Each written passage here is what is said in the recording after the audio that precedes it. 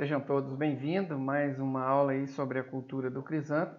Hoje a gente vai estar trabalhando com vocês então aí a parte de propagação do crisântemo, nessa videoaula 3, tá certo? É importante esse capítulo bastante importante, que a parte de o sucesso da cultura e problemas da gente ter futuramente, que a nossa área de produção passa por aqui. Então, a produção de muda é um passo muito importante, tá? Pela qualidade, né, do material que a gente tem. Normalmente não é uma área bastante específica. Nós temos hoje empresas especializadas na produção do crisântemo. Nós vamos ver por que e como o produtor faz para adquirir essas mudas ou produzir, tá certo? Como escolher, né, um produtor, outro, é importante que você conheça as condições de produção, né, para você fazer uma boa escolha, né, de quem adquirir essas mudas também. Então, lembrando que nós vamos estar trabalhando com vocês, são 8 videoaulas, né? Todas elas estão aí à disposição de vocês no meu canal do YouTube. Só vocês entrarem lá e acessar, e todas elas vão estar à disposição de vocês para vocês assistir várias vezes. No entanto, né, no final dessa aula, é importante que vocês, durante a aula, vá fazendo o seu resumo e terminando a aula, vocês me encaminhem esse resumo, escaneie ele com o celular e me encaminhem ele para a sala de aula do Google Class, ok? Só lembrando também, né, quem quiser aprofundar, tem o livro aí, o Crisântemo do Plantio à Colheita. É só baixar o livro aí pelo site do SEAD, né? E esse livro, elaborado aí pelos professores do Departamento de Fitotecnia da Universidade Federal de Viçosa, né, lá do Departamento de Floricultura, e com a nossa participação aqui dos professores do Instituto Federal também. Então esses são os capítulos em que a gente também teve a oportunidade de participar.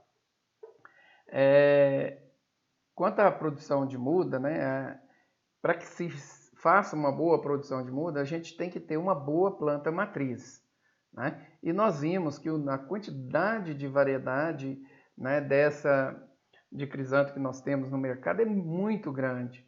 Mas é impossível os produtores de muda manter, né, um campo de matriz com todas essas variedades. Então, por isso que eles normalmente selecionam aí em torno de 70 variedades, no máximo aí 100 variedades, dependendo do mercado, para manter nesse campo de matriz.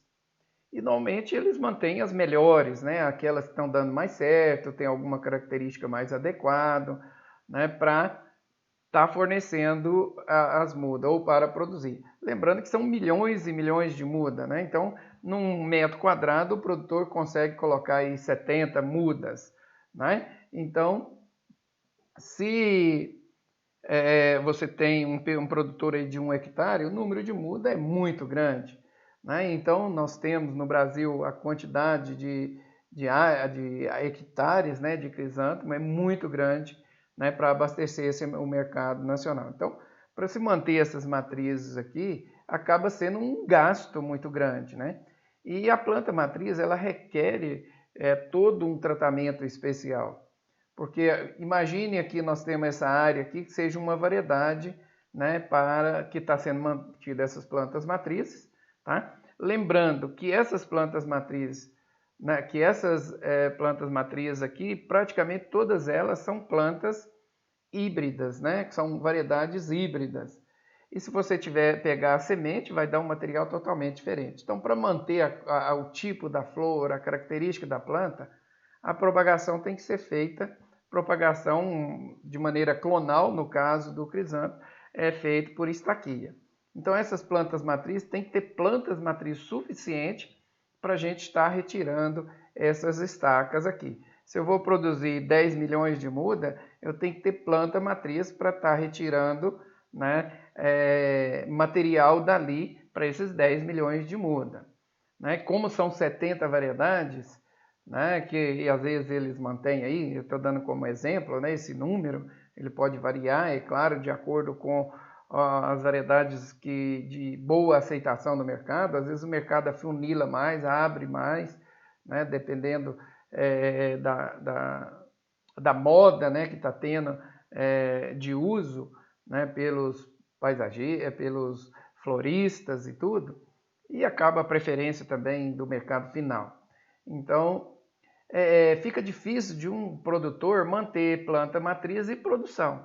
Por isso que a gente tem as empresas especializadas aí na produção de muda. É claro, se o produtor quiser fazer, ele consegue fazer. No entanto, como essas variedades, muitas delas são lançamento, elas ainda pagam royalty para as empresas melhoristas.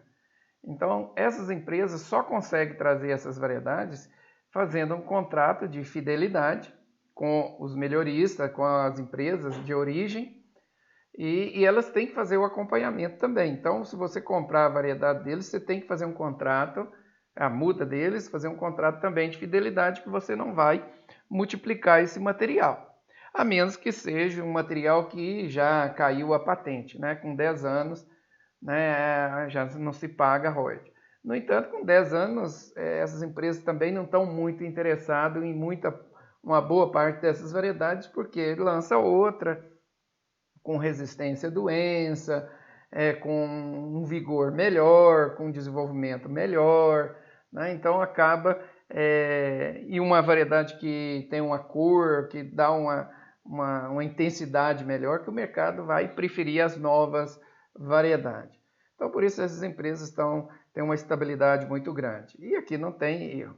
Então normalmente quem vai comprar muda, você só consegue comprar muda fazendo um contrato, eles fazem a programação para você, para te enviar. Por exemplo, eu quero toda semana 10 mil mudas e de 5 variedades. Você vai, faz o contrato, eles têm uma equipe técnica para sugerir, né, para você iniciar no mínimo aí 3, 4 variedades. Você inicia a produção e de acordo com a demanda da sua área do seu comércio, você vai diversificando esse material. Porque acaba tendo diferença de crescimento, diferença de maturação, você tem que ir treinando, né, qual que é o melhor manejo na sua propriedade. Mas os produtores já estão bem calejados com isso, que quem planta flor, ele não planta esse mês e o mês que vem não, ele planta toda semana, ele tem um canteiro, alguns canteiros sendo plantados. Então a programação é semanal para atender o cliente. Se você não tiver essa programação, você está fora do mercado, tá? Então essas plantas matrizes são mantidas aqui. Se aqui todos os dias são vistoriadas, não pode ter zero de doença aqui. É feito controle preventivo de todas as doenças, né? Que uma planta contaminada aqui, por exemplo, de ferrugem, ela esporula, contaminaria todo o material. Aí você produz a muda e isso vai para a propriedade lá, o coitado do produtor contamina a área dele. Então a responsabilidade é muito grande.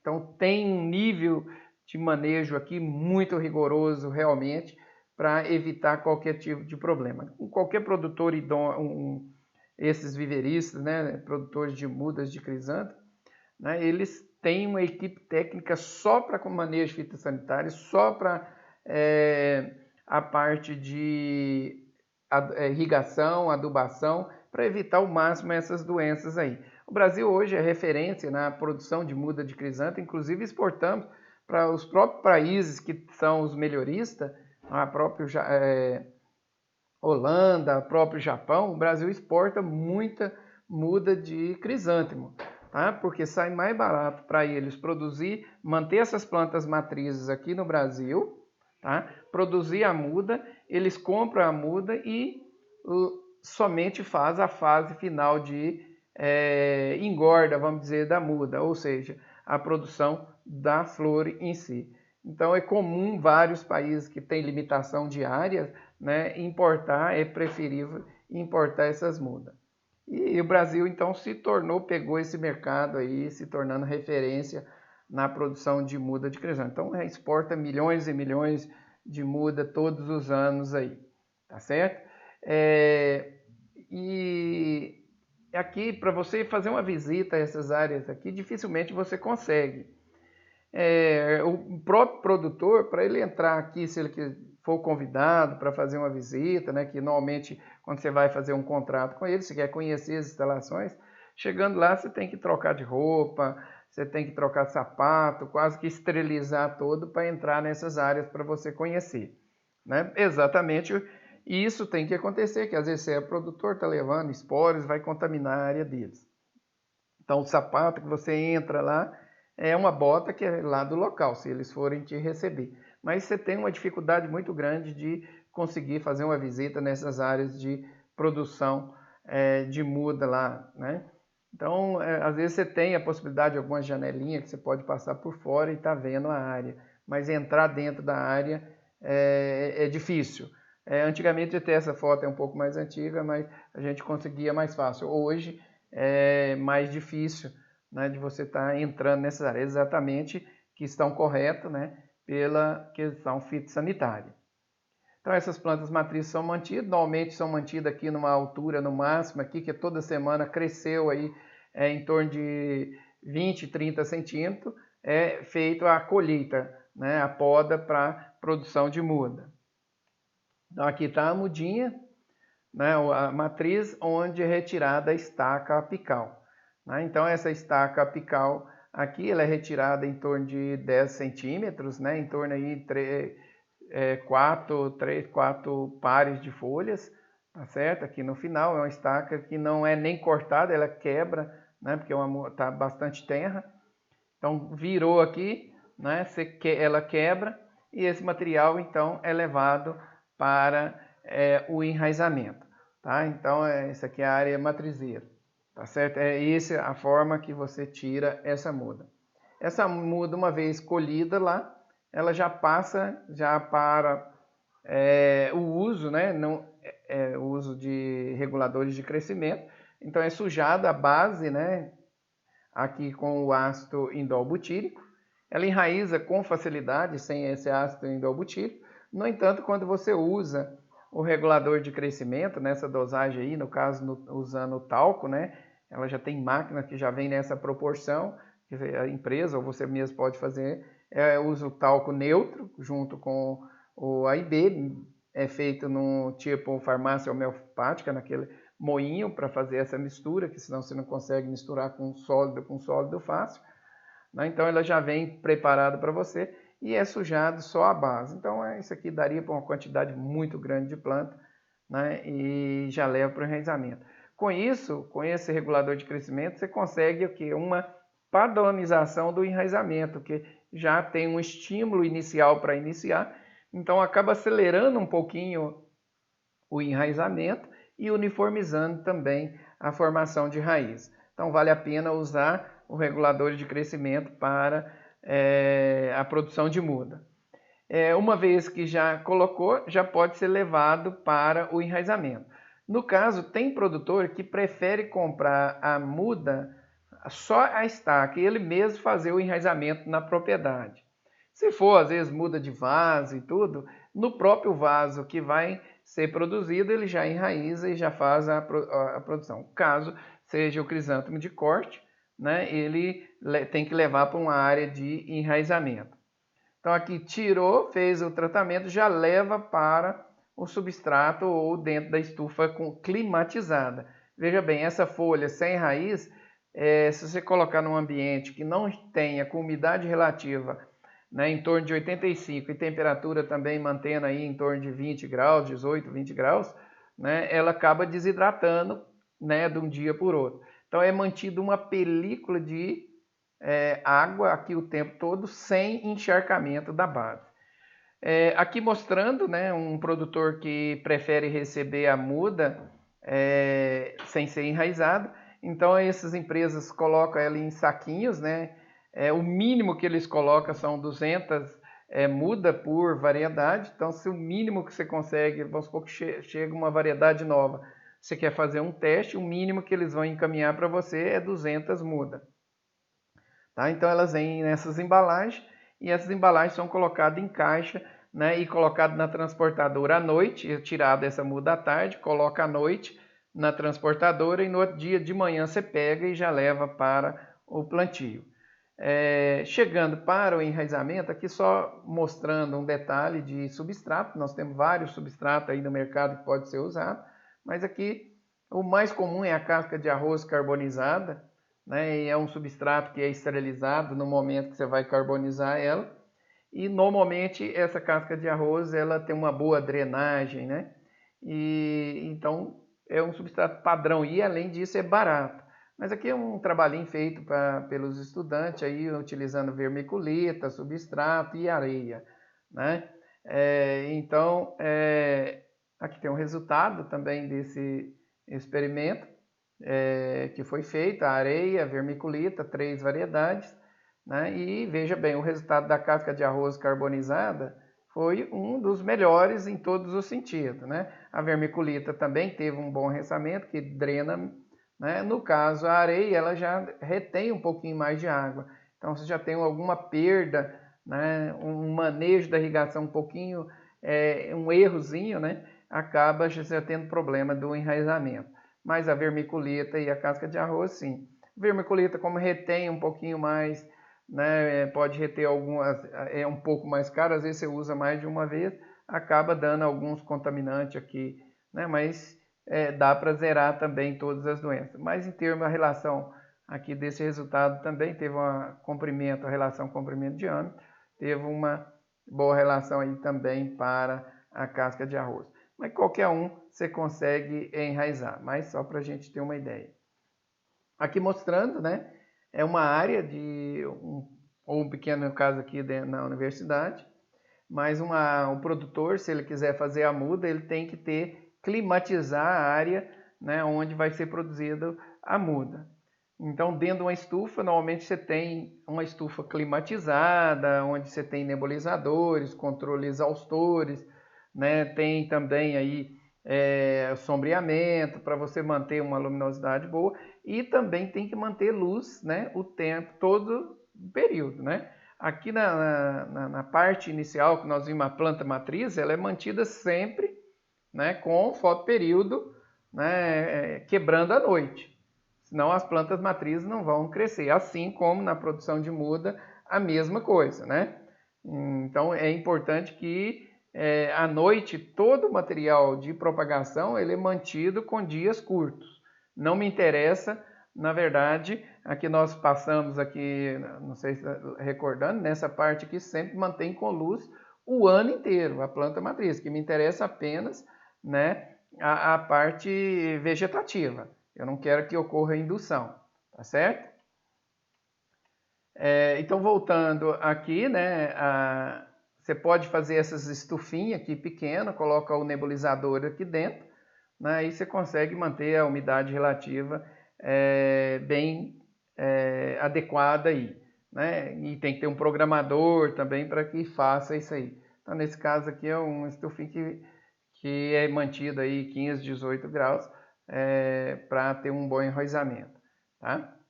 Aqui um produtor em grande escala, né? Um outro produtor de muda, onde você já tem uma estufa bem maior, né?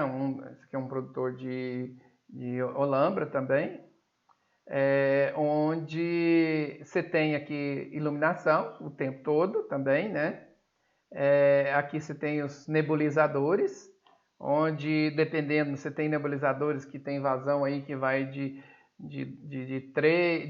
6 a 15 litros por hora. Então, de acordo com o nebulizador que você tem, você pode ter irrigação que vai de 10 segundos a 1 minuto, né, para conseguir abaixar a temperatura e ter umidade na folha, né? É suficiente, né, para manter essa lâmina de água. E também não ter encharcamento no substrato. Se essa irrigação tiver uma gota, uma vazão muito grande, molha a folha, mas encharca o substrato. E como a frequência de irrigação, dependendo de um dia quente com umidade relativa muito baixa, né, às vezes você tem que irrigar a cada 5 minutos, você tem que estar, porque a água que está na superfície da folha evapora, você tem que vir com uma nova nebulização, né, para evitar que essa muda sofra algum estresse ou a água do interior da folha evapore. Quando a folha tem essa água na superfície, vai evaporar a água que está na superfície, não a água interna da folha. E com isso você consegue manter a estaca sem estresse até o enraizamento, né? Depois, à medida que ocorre, a planta tem raiz, ela começa a absorver pelo sistema radicular. Aí não tem problema, é mais tranquilo, ok? Então é um dos produtores. Normalmente aqui, se a gente verificar, isso aqui é todo emendado. Aqui cada parte dessa aqui nós vamos ver que é uma variedade diferente. Aqui toda ele utilizando, são canteiros suspensos, né? Utilizando casca de arroz como substrato, né? Que é o mais comum. E normalmente, dependendo do produtor, se for de uma área mais fria, internamente aqui ó, passa tubos com vapor de água quente para controlar a temperatura do substrato também. Que isso é o que faz o enraizamento, na verdade, é a temperatura do substrato, mais do que a temperatura externa aqui. É claro que a temperatura externa também é importante, né? Então, por isso que mantém aí 18 graus, 15 a 18 a temperatura, né, do substrato, e a temperatura ambiente pode ir até um pouco mais aí, né? E consegue enraizar a temperatura de 24 graus tranquilamente, né? Aqui uma muda sendo colocada, né? À medida que foi tirada, ela vai colocando aqui bem próximo uma da outra, né? Normalmente ali ocupa todo o espaço, a área, né, do canteiro, né, para obter o máximo de rendimento possível por área. Normalmente coloca ali em 3 a 5 centímetros entre mudas, né, para esse enraizamento ali. Cada uma aqui é uma variedade, tem a variedade, colocou essa parte aqui uma variedade, aí vem a segunda, tem que identificar toda, né, para não ter problema, né? Então você põe aqui a variedade que está sendo plantada ali, a data, né, para você ter. E normalmente só faz o plantio aqui, ou a indução, ou colhe as plantas matrizes, quando já tem o contrato, né, com o produtor. Então essa muda aqui, por exemplo, ela já sabe para quem que ela vai. Então essa muda aqui é para o produtor tal. Então cada um, né, é a programação do produtor, né? Então o produtor que já fez o contrato de exclusividade, então chegou no final do enraizamento aqui, essa muda já sai e já vai para o produtor. Tem uma programação já certinha, tá? Aqui uma muda já enraizada, né, retirando, então essa muda, depois o recesso de substrato é retirado e vai ser embalada. Lembrando que eu posso ter a muda sem enraizamento e com enraizamento. Muitos dos produtores já preferem, né, que vai plantar a nível de campo, a muda já enraizada, né? Mas dependendo da distância, quando a muda é enraizada, dependendo da distância, o volume por caixa acaba sendo um pouquinho menor, né? Mas aqui temos uma muda, ela é colocar embalada nessas caixas. Se a gente verificar aqui também, cada parte dessa caixa aqui em torno de 200 mudas, que é o mínimo que eles vão te encaminhar também, mesmo do saquinho ou aqui, de 200 mudas. E então uma caixa dessa aqui chega você pode colocar até 2.000 mudas, né? E isso é embalado à tarde, coloca na transportadora e no outro dia você está recebendo ela. Então acaba ela, uma muda como essa aqui, ela não vai sentir praticamente nada, né? Porque já colhendo à tarde e mantendo uma certa umidade aqui, não tem problema nenhum. Então, e normalmente essa muda, ela fechou, vai estar como dia só escuro, né? Ela já vai entender que se você, durante o dia, ela já começa a contar horas, né, para iniciar a indução floral. Então, se você recebeu a muda de manhã nessa caixa aqui, você já tem que levar para o plantio. Então, às vezes o produtor chega, a muda, né, e ele não preparou o canteiro. Aí ele deixa dentro da caixa, né, aqui durante um dia, 2. Ela sobrevive? Tranquila, ela sobrevive até 3, 4 dias. Se você levar para uma câmara fria, né, uma temperatura aí de 7, 10 graus, ela ficaria ali até mais. Mas se você deixa ela a temperatura ambiente, isso aqui é uma muda de um produtor que a gente teve a oportunidade de ver, acompanhar, né, que a muda, ele teve um problema, né, o trator que fazia o canteiro deu problema, ele não conseguiu fazer o canteiro e a muda ficou na caixa durante 2 dias, 3 dias com a viagem. Então, com 3 dias, aqui ele já começou a observar as mudas já com a diferenciação da gema apical em gema florífera. Então, a resposta é muito rápida do crisântemo, ela é muito precisa. Então, você tem que tomar o cuidado. Então, se você não plantar no dia, cada dia de atraso ou que você deixou de plantar é mais um dia que ele atrasa, não só no plantio, mas é que começa a indução floral. E algumas dessas mudas dá até material deformado se demorar muito. Ou seja, uma muda como essa não deve nem ser plantada mais, que você já vai ter problema no seu desenvolvimento. O produtor acaba podando, né? Isso aqui plantando, mas acaba atrasando essa haste no crescimento. Então, tem que ser evitado. Caso você venha ter esse problema de atrasar um dia, é importante que você mantenha ela num ambiente mais resfriado, que normalmente inibe essa indução floral um pouco também, né? Então, se for atrasar, se você tiver uma câmara fria, então você evita esse problema. Mas se você deixar dentro da caixa por 2, 3 dias em temperatura ambiente, você vai ter problema no plantio, ok?